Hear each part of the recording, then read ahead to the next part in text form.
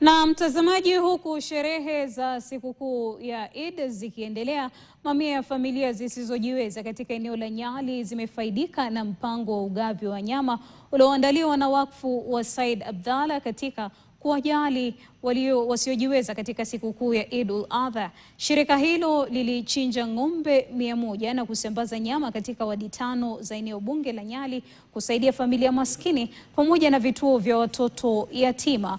Mwenyekiti wa shirika hilo pia akiwa ni Said Abdallah amesema lengo la mpango huo ni kuhakikisha familia zisizojiweza zinaadhimisha Eid kwa furaha na heshima. Mpango huo ni sehemu ya utamaduni wa Kiislamu unaohamasisha kugawana nyama na wahitaji wakati wa Eid.